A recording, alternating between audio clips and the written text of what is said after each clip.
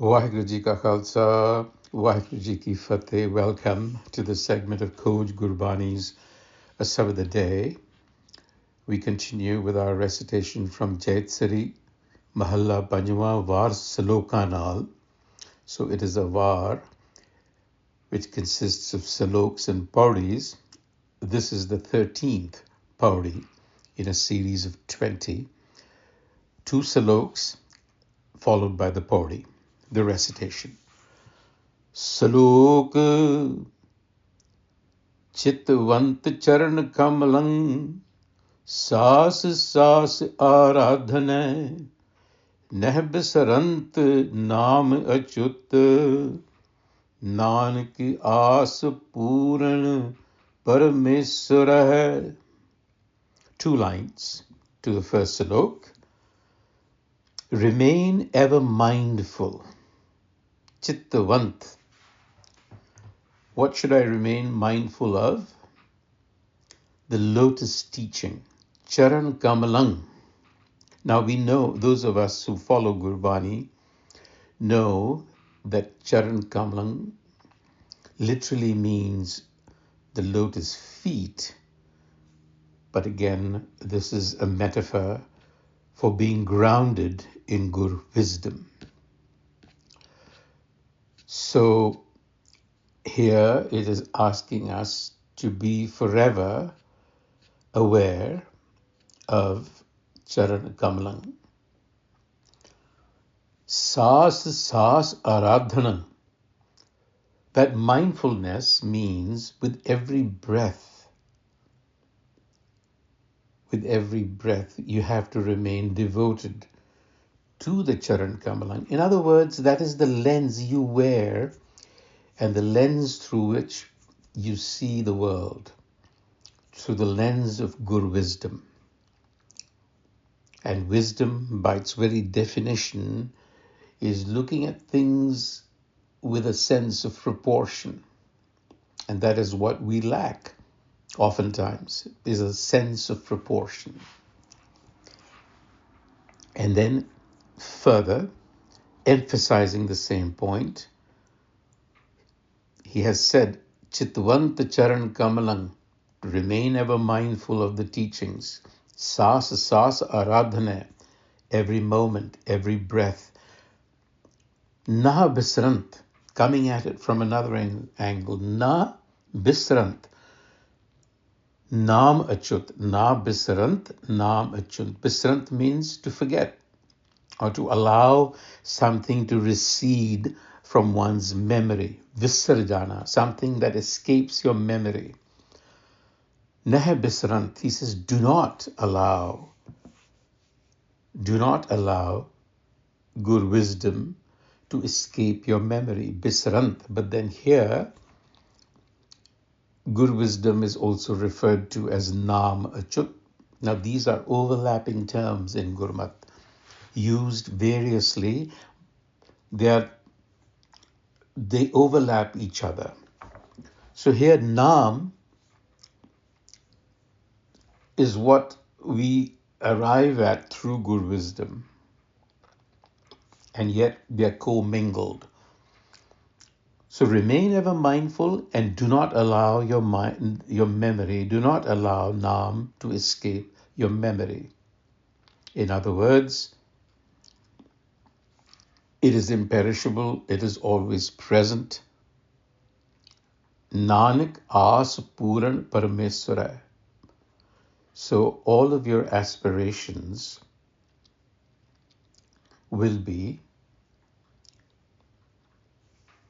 successful, fruitful, because you will be thinking in that fruitful fashion.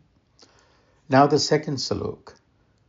Sitara man manjahe, palak na thive bahara, Nanak asadi nibahe, sada pe khando sach dhani. Sitara. Sitara means that which is stitched. Man manjahe. The mind that is so stitched and threaded. Remember, we are now talking about always being mindful. Here's another way of looking at it. The mind that is stitched, threaded to that beloved. So, Sitara man manjai palakana thive bara. Such a mind is not distracted even for a blink, for the blink of an eye. It's always mindful. Nanak asadi nibhai. Asadi, all your aspirations will be fulfilled. Sada pikhando sachadhani, if you always behold the presence of that one. Now, we have to be quite careful in how we think about all of my expectations will be fulfilled. This is something to think about, because a lot of your aspirations arise from the ego. Here, the Guru is talking about aspirations arising from a mind that is awakened to Nam. And there you cannot go wrong. If they arise through your ego, chances are you will go wrong.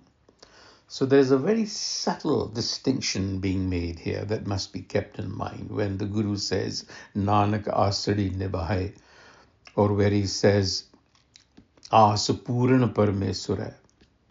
It doesn't mean that whatever you desire is fulfilled, because desires are ego-based. And now to the Paudi. Asavanti as gusai puriya, mil gopal gobind na kabhu churiya, deh dars man chao leh jaye visariya, hoye pavitra sarir charna turiya, par brahm gurudev sada hajuriya. You see a progression here. I see that the third line should read Dehe darasam manachao lehajaye visuriye, but somehow the tools that I use automatically correct what they think they're correcting. So Dehe darasam manachao lehajaye visuriye. What is being said here? Again, asavanti as gusai puriye. The hope of those who remain hopeful is always fulfilled by the cosmic spouse. Gosai Puriye. Gosai is the cosmic spouse, literally, the master. So we are talking about, again, hope, not our egoic desires. Mil Gopal Gobind na kabhu churiye. That's the key. Once you are attached, threaded to Gopal and Gobind, which is the inner indwelling presence, kabhu churiya, not kabhu churiya. Churiya means to wither away. You will not exhaust yourself. You will not wither. You will remain eternally hopeful. Chardi kala. Deho daras man chao leh jaye visuriye. So deho daras. Daras comes from the word darsan. Darsan literally means to see, to visualize. It also means philosophy. But in the Indian traditions, daras means to actually physically see, because it has a potency that transfers over. That is the Indian traditions speaking. It can actually change your mind. It can transmit directly to your mind in such a way that your mind's texture completely changes. So that is why there is always this thing about Gur Darsan, to see. Dehe Daras Man Chao. What happens to the Man Chao? It says within the mind arises inspiration. Leh jaye visuriye. And all of the roadblocks, if you will, the sorrows, Visurya, the needles that are holding you down, are lifted. And what happens to the mind? Hoye pavitra sarir charan turiye. Now you see, charana turiye comes in again. We started with Charan Kamal. Hoye pavitra. That good wisdom that we are being asked to adopt into our minds makes you pavitr. What does pavitr mean? It means purity. But what does purity really mean? So for a thing to be pure, it has to be distilled of all its impurities. In other words, distilled is also used for transparency. It is also used for clarity. So what we need here is from the daras, clarity of vision. That is what we get. We get absolute clarity of vision as to what our life is to be. Hoye pavitra sarir charna turiye. So through that encounter with the Guru, which was mentioned in the first salok at the very beginning, and here being concluded, the Guru is saying, Par Brahm Gurudev Sada Hajuriye. Now, this is very layered. It means at one level that the Guru, the Gurudev, is actually Par Brahm. There's no difference. Sada Hajuriye, Hajuriye means ever present. It could mean that it is ever present, and it is. It could also mean that you should be ever present in that presence. You see what I'm saying? It works both ways. So, a few thoughts on this pauri, because it sits directly after the four analogies that we saw of the fish and water, the rain bird and the raindrop, the arrow-pierced deer, the bee entrapped. So pauri 12 established for us the nature of devotion and how it is irresistible because it is elemental. It is our element. It is our constitutive character.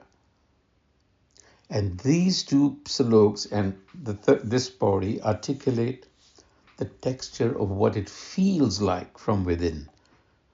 What becomes of the one who lives in that devotion? So this is that spiritual alchemical forge, the permanent state that arises. It is fully integrated, awakened consciousness. So the movement is from dhat, if you will, which is the default state of the ego, that rat race. The mind has to move. Attention is fractured in the ego. It has to move from the vicious cycle of the daily grind, where it constantly oscillates between past regrets and future anxieties. It has to move into Achut Nam, the imperishable essence. And that's how you achieve live. That is how the fragmented timeline of the ego collapses into an unbroken, continuous present. It is called living in the now. Sada Hajuriye. And then here, Sitara is important. Sitara is to sew, to stitch. It also means to tranquilize.